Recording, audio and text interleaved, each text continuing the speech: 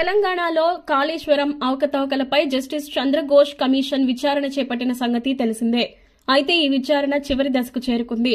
రేపటి నుంచి అంటే జనవరి 21వ తేదీ నుంచి justice Chandra Ghose commission cross examination ప్రక్రియను తిరిగి ప్రారంభించనుంది. ఇందుకు మాజీ సీఎం కేసీఆర్, మాజీ మంత్రులు హరీష్ రావు, ఈటెల రాజేందర్లను విచారణకు పిలిచే అవకాశం కనిపిస్తోంది. వీరికి ఇవాళ నోటీసులు జారీ చేసే అవకాశం కూడా ఉంది.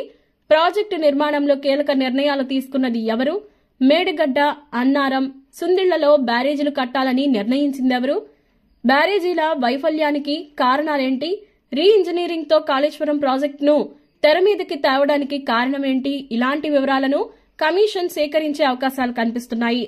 కాగా ఇప్పటికే జస్టిస్ చంద్రఘోష్ కమిషన్ పలు దఫాలుగా క్రాస్ ఎగ్జామినేషన్ చేయగా ఇదే చివరి విడత కావచ్చని తెలుస్తోంది. గతంలో నిర్వహించిన క్రాస్ ఎగ్జామినేషన్ కు ఆర్థిక శాఖ ప్రత్యేక ప్రధాన కార్యదర్శి కె రామకృష్ణారావు హాజరు కాలేదు.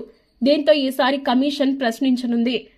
కాళేశ్వరం ప్రాజెక్టు నిర్మాణంతో సంబంధం ఉన్న నీటిపారుదల శాఖ మాజీ ఈఎన్సీలు, ఇతర కీలక ఇంజనీర్లు, రిటైర్డ్ ఇంజనీర్లతో పాటుగా ఐఏఎస్, రిటైర్డ్ ఐఏఎస్ అధికారులను కమిషన్ ఇప్పటికే ప్రశ్నించింది.